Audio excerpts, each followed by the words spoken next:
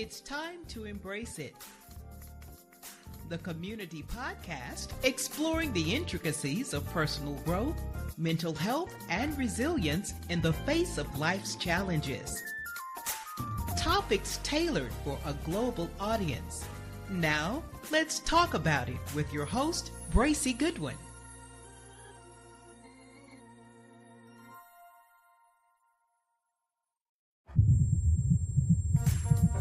It's time to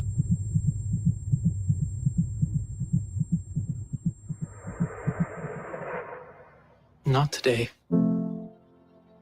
I'm here. You can tell me anything. I see you. We're in this together. Breakthroughs are happening. Treatments are evolving. The stats can change. Society can change. We can all say, not today. Not today. Not today. Not today.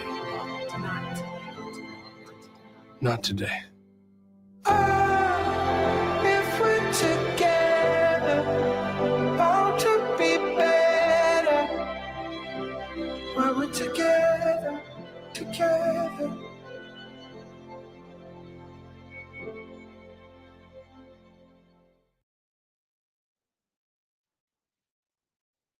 Good afternoon, good evening, depending on where you're watching from. I want to say good afternoon and good evening and good morning, depending on, like I said, where you're watching from.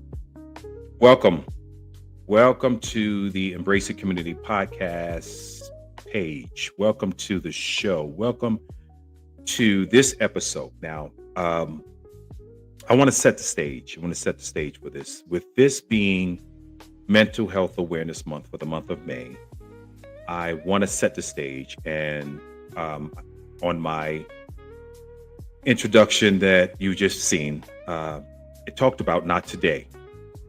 Now, not today can be today, tomorrow, yesterday, that people constantly hear things going on in their minds. So my whole idea of talking about mental health awareness this month is because I care. And I always say that at the end of my podcast. I say, I care. I say, I love you because I love me. And so this is going to hit home for me. This is going to touch some areas that I had to deal with when it came down to mental health. Mental health, I think, impacts everybody. Now, if you're that person that never worries or have anything going on, stress triggers, you don't have any issues going on with your life, you're good. Okay, maybe you don't need to be here. But I'm sure each and every one of us have dealt with something or someone that has caused us some stress and some anger and some frustration. So the whole purpose and the idea of this podcast and this community is breaking the silence and building support in the community. It takes a village. It takes a community. It takes all of us to no longer say that it's not happening in my area or something's wrong with the person. They're crazy or something like that. It's deeper than that. It's mental health. It's mental health. So we need to be together when dealing with mental issues. Okay, that's it. Like I said, I'll be transparent, and I'll talk about some things later on in my show about mental health. And I just want you all to know that this is not for children. This is not for children. You may have some children that are dealing with some issues, and this will be a help for you to help them. So I want you to listen, sit back, listen, and stick around if you can. It really doesn't matter to me. I'm not that person that's on how many people that's watching and liking. I'm not that. Because my motto is, if I can reach someone with a word, then my living's not in vain. So it doesn't matter. But like I said, I want to talk about mental health, and the main advocate body that I go with is suicide prevention. I am a suicide prevention advocate. And when I say I'm an advocate for it, because this is something that I'm passionate about. And so I speak it everywhere I go. And I talk to people everywhere I go. And I listen to people, because the main thing when you're listening to someone is know how to listen. Listen without judgment, and listen with a caring, empathy heart. So I listen to people, and suicide prevention is a big topic for me because I've lost friends, co-workers, not only just co-workers, family members. I've lost pastors that I know that dealt with mental health to suicide. So it touches home for me, not only because they succumbed to it, but I had the thoughts at one time of wanting to end my life because of the things that I did. And I said, no. I said, I'm going to live. I talked about in a men's group the other day, and I said, I gotta live. I have to be around. I have grandbabies, and they love me. And my children, not saying my children don't, but I know my grandbabies do. So I want to be here for them. So whatever it is that I find myself challenged with, I have a meditation setting. What I do first thing in the morning, give thanks to God, meditate on his word, and really talk to myself. You know, I talk to myself because you got to talk to yourself. You got to say to yourself, be encouraged, you know, and that's like the song, the Lord will make a way somehow. So don't ever feel that you are alone.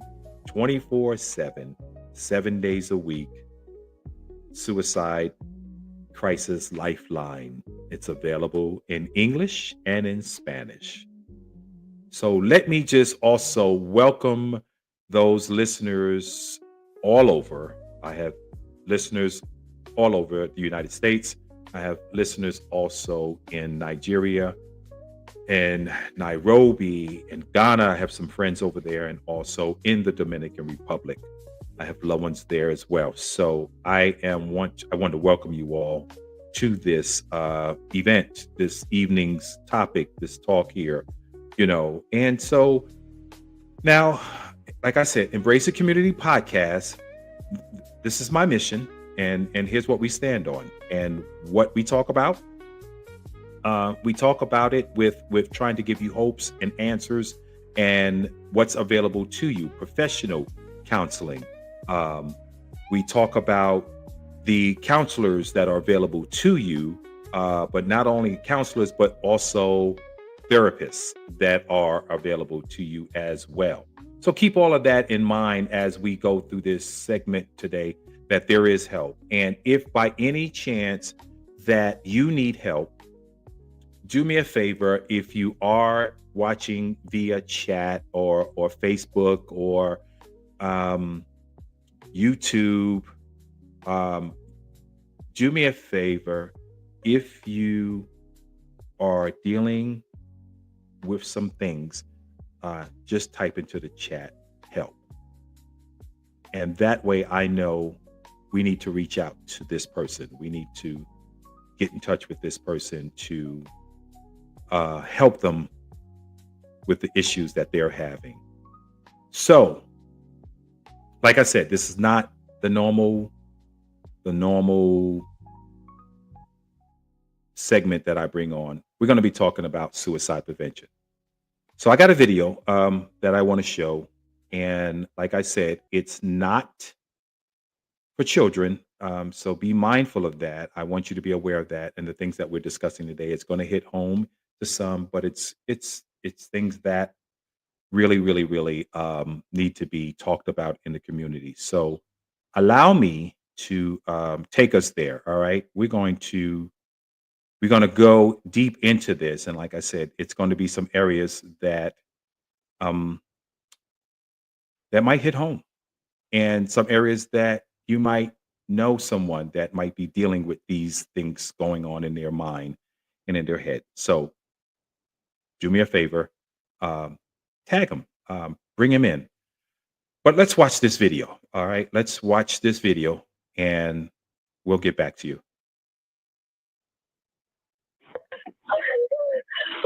My son is dead. What was that? My son is dead. Okay, we're gonna have lots of help coming to you, okay? Anytime you have a death, detectives are at minimum notified. In this instance, it's not just a suicide. We respond to all suicides. This was sadly the life of a young man that was lost. I'm coming up on 17 years in law enforcement, and this case was easily the one that just sticks in my head, that I can't get out of my head. Anytime you respond to a suicide, let me just say, it's awful in law enforcement. It's never good. But when you have a teenager, especially one that's so young, in my mind, all I'm thinking is, this is someone who hasn't yet got to enjoy the best times of their lives. What hit home for me on what I was actually going to physically be walking into who hasn't was yet the deafening silence, the looks on the officers. What hit home for me on before I was actually going to be walking into was deafening silence. I worked patrol as a shift sergeant for about 3.5 years, and in part of that time, I did respond to the Mateo house. We try to prepare ourselves physically, mentally. We attend our annual certifications. Most of us go above and beyond on our own with other trainings, or reading a book to help us be better at what we do, because we're always looking for that next way to be better. It was almost that look as if this was not what I expected. This was not something I had prepared for or knew I should have to prepare myself for. It was one of those scenes. That's how the looks on their faces appeared to me. Going in there and seeing what we saw was definitely a horrific scene. Yeah, it's shocking. I think the first person that I saw was Sergeant Josh Fisher, and Josh is a pretty happy-go-lucky guy, always kind of positive, always super friendly. And it's not that he wasn't friendly on this day, but his demeanor was different. They never made me feel like confined in here, or like, even though I knew I was a suspect, they never made me feel like I was in trouble or anything. They just hung out with me and talked to me. And what ended up happening is I said, wait a minute, I have footage to show like when I get home. And they see me come in and they see me, Brandon get home, they see me drive up, they see everything. And then the video plays where I start screaming for 2.5 minutes, the kind of screaming that no movie will ever get right. It's primal, it's terrifying. And their face changes. And one of them actually, I'm trying to turn it off, and one of them actually reaches over and turns off my phone and says, like, I can't hear any more of your, like, my scream. People hear it in their nightmares, And he said, you're not a suspect to us anymore. I never watched the video. And I'll be honest, it was a conscious decision for me not to watch it. It was awful enough having to go in and do an investigation in itself and see the things I saw, but then to compound it with a mother finding her son, I don't know how I would be able to deal with that. Utter loss. Utter loss. I don't have the words to describe the sound of a mother's loss. I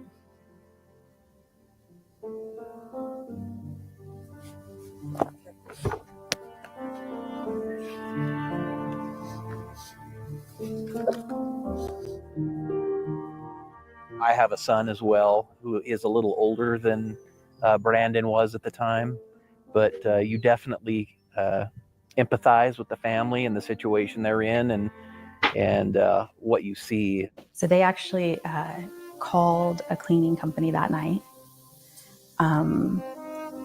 It was 11:30, 12 o'clock before the cleaners even got here. but they were not going to leave me to find that in the morning. I could not, with good conscience, leave the family to clean up afterwards. I couldn't imagine something like that happening to my family. They also stayed here until 2 a.m., the female officer and Josh, so that we could try to sleep. You just try and humanize the situation and help people. The response is one part. Then there's usually investigations that can sometimes follow. And then after all of that's over, we're still there. So we need to make sure that we reach out to our people and understand that they're able to process these things, that they're not struggling with processing them. If they are, get them the help that they need. These situations you try to put out of your head, you try not to remember. So there are some details that I have done that with. I've tried to put behind me just so you can, work through the next call. You can't hang on to them. You try not to, or else it just does you no good on your next call. What I went through as Brandon's mom to get counseling, to get therapy,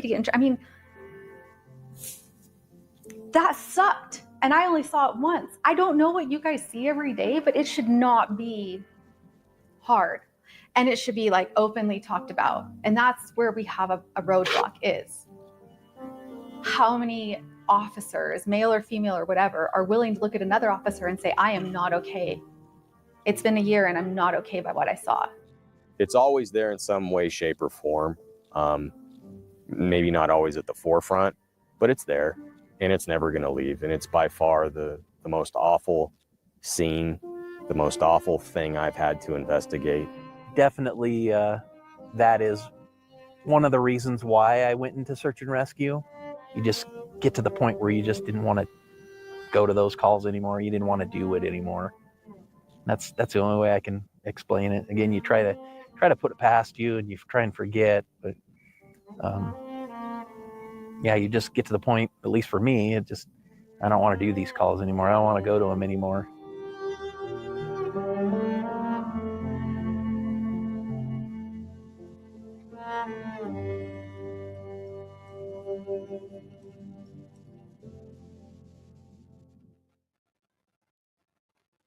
Yeah. That life, that world, that people who we don't think it impacts, but it impacts law enforcement officers, firemen, firewomen, EMT workers, because this is their job. They're called to go to the front line and to go in. And let's even look at the veterans. And veterans too suffer because every time I call the VA, the first thing they ask you, do you feel that you want to harm yourself in any way? Because the things that they experience mentally, and even veterans that did not see active duty, where they may have gone to any type of fighting or anything like that, they still had to deal with home life.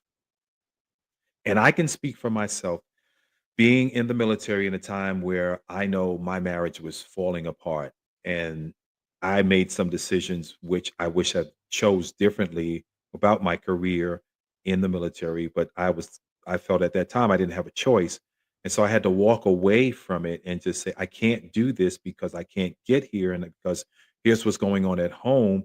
And not even at that time, anyone mentioned to me, go to counseling. Here's counseling. Because I don't think they had it at that time. And maybe it was the unit that I was with. I don't know. But I know there was no help. But now, years later, there's the help. And I did take advantage of all of the help there. But think about those that work in law enforcement, that work in the fire department, that work in EMS, what they have to see, what they have to digest. And it's hard to let that go and not take it home. When they come home, what's their environment like when they come home? What are they seeing? What are they seeing? And what are they walking into when they're thinking that going home is their place of safety and their place of peace? And what happens when it's not? This is when the abuse starts, with their drinking and anything to calm and take away that pain. I watched too many shows, that reality shows of NYPD Blue and fire departments and watch how they handle that. And the only thing that I can say about all of these different shows, Chicago Med, Chicago Fire, Chicago PD, NYPD Blue, all of these different shows, the one thing that they were doing after they got off duty was they went to go get something to drink. They went to the bar, and the majority of the bar owners were law enforcement officers or retired law enforcement because they knew that was their place where they took all of that and masked. They didn't it didn't heal them. They masked the pain, the hurt, the frustration, the mental, the anguish that they were feeling, the all of that. They masked it there, and it didn't solve anything. It was just a temporary mask until they went home and hopefully got some rest and got up the next day to go do it again. So what are we doing mentally to try to help us? What are we doing? How to respond to someone that is expressing the suicidal thoughts? And there is a acronym that is out called ALGE, ALGEE. And the acronym breaks it down like this. We talk about the approach, all right? And we look at the approach, we assess the risk for suicide, harm, and assist. And so this is that part of listening also right after that. Non-judgmentally, you have to put on that hat. And if you don't know how to put on that hat, if it's a family member, if it's a loved one, if it's a church member, if it's whoever it is, if you don't know how to put on that hat, don't bother. Leave them alone. And here's the reason why I say, um, coming up as a kid, dealing with issues of life.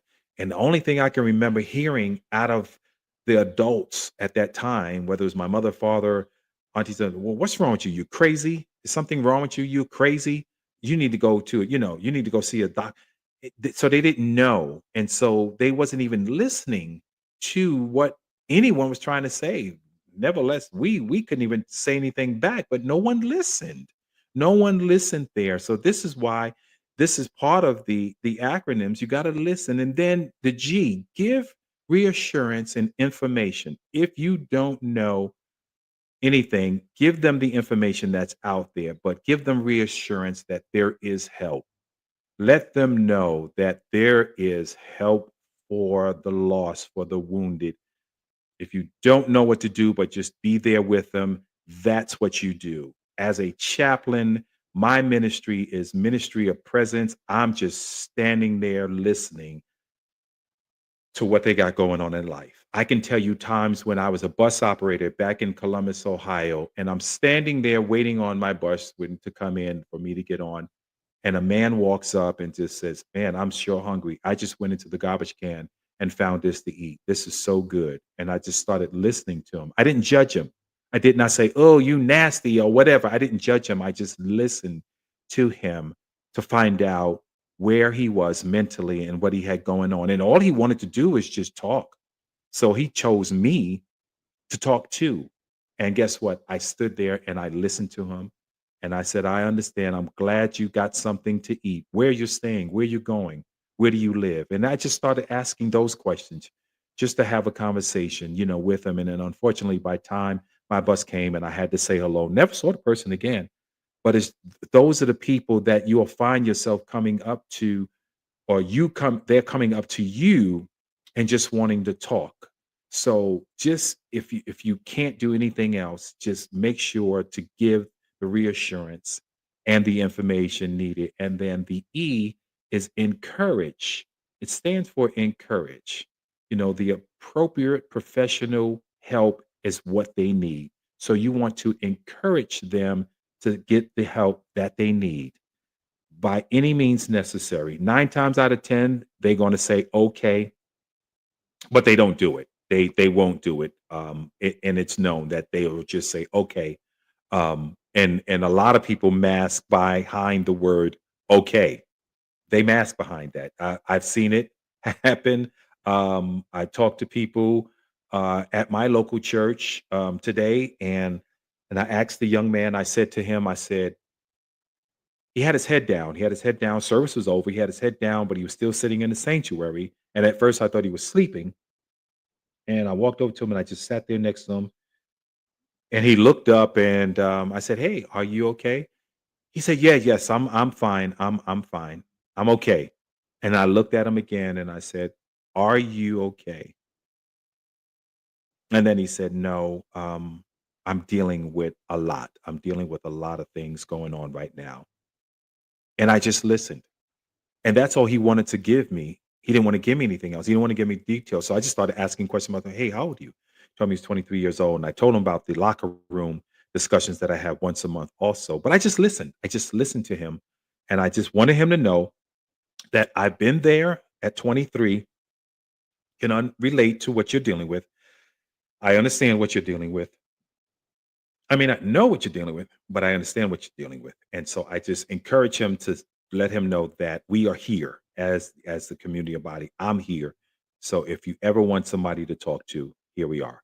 And that's the other part of the acronym E, where it says to encourage self-help and other support strategies.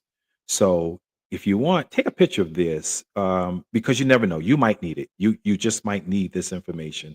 And I know it's not a great picture, but I pulled it off out of a book real quick and I snapped a picture of it and I wanted to just share it so quickly to you just to make sure that somebody had it. So take a picture of this and just look at it and go over it and ask yourself, can you be that person to just listen, to give the reassurance, to encourage someone over and over and over again, and just listen to them as well. So I want to encourage you to do that. Now let's talk about the demographics of the suicide prevention, the suicide in the United States. In the United States, in 2019, we lost 47,511 Americans to suicide.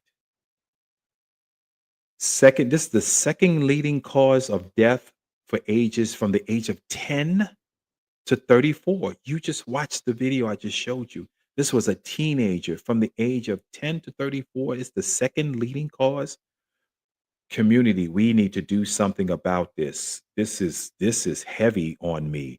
Okay. And then fourth leading cause in the death of ages from 35 to 44. And then the 10th leading cause of death overall. Okay. So suicide in the United States alone. Now, I'm not even looking at other countries, but in the United States alone. All right. 36.5% of people who died by suicide were over 55 and older. And it is estimated that for each suicide death, there are 25 suicide attempts as well. Okay. And that's equaling to about more than 1 million suicide attempts each year. I remember sitting in a restaurant here where I live, and the waitress came over to my table and began to want to take the order. And I noticed on her arms the cutting marks. I noticed it. And after she took the order, and I asked her, I said, "Can I ask you, what's your name?" She told me her name. And I said, "How are you? How are you doing?" And she says, "I'm okay." And I said, "No, how are you doing?" And then she started to talk about, what she was dealing with. Of course, you got to ask that question twice because sometimes they just, they hide behind that. "I'm okay." They hide right behind it. "I'm okay. I'm good. I'm all right." So I didn't ask her about the cutting on her arm. I just wanted to talk to her. And I did ask her if she was a believer. And then she did say that she was, and she had a local group and church of people that she did find herself in that community, which was good because that helps. You have to have a relationship with God. You do. I don't care who you are. You need a relationship with God. Okay, because the stuff that we're dealing with, you can't handle it by yourself. If you don't talk to nobody but God and you have that relationship with God, He will direct you on where to go and who to talk to. He will put people in your place in front of you at that very moment that you need the help if you want them to. So that's a personal relationship with God that you need to establish. And before we end this broadcast tonight, I'm going to make sure that that invitation goes out to everyone as well. But suicide, the numbers are high, and I don't think it's getting any lower. But like I said, this is 2019, 2019. So look at the numbers and look where we're going. Talk to your children. Um, be that parent that not only just gives them what they need as far as they wanted a new smartphone, they wanted a new iPhone, and they wanted a computer in their room. Do you have access to that? Do you actually go into their room and say, hey, how's it going? What are you doing? What you looking at? What's the password? Do you have access to that? If you don't, you need to. All right. I heard some parents say, oh, they want their privacy. Well, if you want your privacy, then you need to get out of my house or get out the house and get your own so you can have your privacy. But as for me and my house, my rules and regulations were as we will serve the Lord. And there was no privacy where closed doors and I can't see what you're doing and who you're talking to, especially on the phone. But my girls were coming up, there wasn't so much of social media. It still didn't exist. But there was the bullying in the school that I know that they dealt with. Didn't share too much with me, but they did deal with it. And so this is that thing where you have to be in your children's lives. You have to get in there, open the door and talk to them, ask them questions, how they're doing, what's going on. Because a lot of times when the bullying takes place, they're not talking. But then it becomes too late when something happens. And we've already seen it all over the United States. And it hit home here in Texas, where we had two incidents. We had a stabbing and we had at one high school and we had a shooting, all within 1 week, if within 1 week time. And so what does that say? That says that each and every day there is a child being bullied. There's a child mentally dealing with some things that they just don't know how to talk about it. So I make a plea to you and I say, if you need help, please reach out and say help. Take a look. Here's the email address. This is the Embrace It Community Podcast email address. And that's all this is used for the community. And like I said, if you are joining in and you need help and you don't know where to get help, just type into the comments help. Come in there and just leave that comment and we will get back to you. My team and I will get back to you. I don't care if you speak English or you speak Spanish. I have connections and we will help you. We will get you the help that you need. So please email us as well. All right. I want to just go over a couple of questions and then, this whole month of May is suicide prevention, mental health awareness month. And so we're going to each week be talking about something. Next week, it's going to be another good episode as well. And I'll tell you about that at the end. But so for the whole month of May, I am going to be talking about mental health. I'm going to get some guests to come on as well and help us out in the communication, making sure that we have to put the professional help out there as well. So now I want to talk to you a little about, I'm going to be transparent, okay, and talk to you about how I was. This was me getting dressed for church every Sunday and acting as if everything was okay. But I had scars. I had wounds. I had mental scars and I had physical scars. The physical scars came from my childhood, growing up in the home that I did. So the mental triggered off of the physical scars and the childhood scars. Being told that you're not, being told that you will never. And so now I had to mask this with a suit on and put this suit on and go play for church after church I played for. And everyone in church was having a wonderful time, loving the music, loving the songs that's being played. But on the inside, Bracy was damaged. I was hurt, but I masked it with my music. I played my pain away oftentimes, but I was dealing with the choices I've made, the mistakes I've made. All right. So I made mistakes and I posted on my page, being transparent on my page, that I played in my pain and I used my gift the wrong way. I used my gift to adultery, fornication, everything, because of my musical skills. And so I was jacked up. I was messed up. And I got to a point where I no longer wanted to live.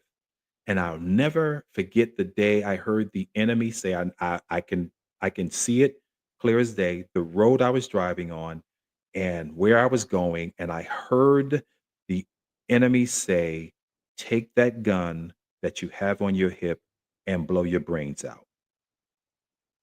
And I didn't do it. I said, no, I'm not doing that. So in this life, in this journey, we all have scars. We all have wounds, but I want you to get help. And like I said, this is why we're here. So that was me. That was me. So like I said, we talked about some of the questions was how can people recognize warning signs and loved ones and the community members. You just have to be that listener. You have to learn how to listen to what exactly the person's saying and what they're not saying, especially when you ask them how you're doing, what's going on with you, where are you, and why are you drinking so much. You have to ask those questions to the person to find out if they will be open enough to share with you what exactly they have going on. So it's up to you to be a good listener. And another question: what are the proper ways to check with someone you are concerned about? Um, I would have to say the way I've done it was do the wellness check. Go by. If they're a coworker, stop by. Stop by their office location, their cubicle, and just say hello. How are you this morning? And watch their expressions, watch their facial expressions, watch what they're doing, and watch what they're saying. Invite them out to lunch and go out and sit out to lunch so you can get outside of the work environment because they may not feel comfortable in the workplace. Take them outside of that. We could imagine how many people come up in the church that are wounded and hurt that way. And I love my pastor, Bishop Jeffrey Thomas, how he talks and touches every soul issue, walk of life, concern, everything. He goes from the White House to the outhouse when it comes down to dealing with what the world is dealing with, what the community is dealing with, or I should say, what his congregation is dealing with. And now they go home in the community and deal with all of this. So you want to be that person that's willing to do the wellness checks. Another question came: how can communities create environments where people feel safe asking for help? And that is a good question. The best way to do that is be sincere about who you are and who you're going to be to that person. Don't play with them. Don't take this lightly. Don't gossip. Don't do any of that that might trigger them to not trust anyone ever again. So you want to be that voice of reason more than that person that's just talking to them to get the information so you can go spread it. So make sure that you are a person that can show empathy and have compassion and really, really, because but for the grace of God, it could be you on that other side. And I used to always say that when I worked in corrections. And I made sure that when I went to work as a correction officer, I went to work with that mindset of being human and having compassion on who I'm dealing with. And I set the rules, I set the standard. I don't do favors. Respect me, I respect you, and we got along just fine. We got along fine. So there's always help. There is always help. What resources, is another question, exists locally and nationally for someone in crisis? That's that 988 suicide hotline that you can call 24/7, 365 days out of the year, English and in Spanish. The conversation they're free, and they are confidential. Okay. Remember that. And I do believe that even if it's a child or a young adult, I would say a teenager, young adult, they will listen to them as well. I have not called the number for myself to find out what the age category is, but I'm sure there is a category grouping for everyone in that calls there. So now I just want to get down to just a few more things because, um, like I said, this whole month is so much. We're going to be talking about it every Sunday, um, and so I want you to know, if you don't hear nothing else I say today, nothing else I say, there is help and there is hope. Do not believe without shadow of a doubt that there is no hope. There is hope. I love you and there is help. I love you because I care. And I always say it at the end of my show. I say it every week. I love you because I love me first. And I had to start learning how to love me before I can love someone else. That's another show about loving yourself and knowing how to love yourself first. So there is hope. All right. So now, I want to end this segment here. I want to do this because, as I mentioned, you need a relationship with God. That is the key. You need a relationship with God. And the invitation is like this. There's three little steps that you take to invite Christ in your life. Okay? There are three simple little steps. A, accept the Lord Jesus Christ as your personal Savior. B, believe in your heart that you are saved. And C, confess your sins to the Lord. And just that simple, ABC, you are now walking with the King. You are walking safe in the arms of the Lord. All right. So thank you. First of all, thank you for coming on. And like I said, this is a very sensitive subject. Um, Next time I will have uh, some experts on that will help us dig real deep into what we need to go. But right now, this is the information I'm giving you. Um, don't forget to subscribe. Okay. And I want you to rate and I want you to review it, the podcast. Please join the community on our social media platforms. Continue the conversation, support one another. Please support us all. I'm on Facebook, Instagram, TikTok. You can subscribe to any one of those. So please do join in on those different areas. So I hope this helps someone. I really do. I hope this will help you in this walk and in this journey. I'm going to put up some slides here before I leave. And I just want to make sure there's no comments. Anyone that has any comments or anything like that. But like I said, the comments is open. And if you don't know what to say or how to say it, just ask for help and we will help you. Okay. That's what we can do. And that's what I can offer. So until we meet again, Embrace It Community Family, I love you because I love me first. So until I see you again next week, we're going to get back in another topic. We're going to talk about sexual abuse. That's another topic. And I'm sure everyone has experienced something in their lifetime. So I'm going to leave you with some information. We're going to put it up on the screen. Let you think about it, meditate on it. But just while you're here, just take some time out and think and reflect back. And you're like, I'm going to hang around. I'm going to be here for a few more minutes while the music's playing softly and the information is up on your screen. I want you to just think about it. Tag somebody in, share this with somebody so that they can take a look and see what we're doing over here and share it. Okay.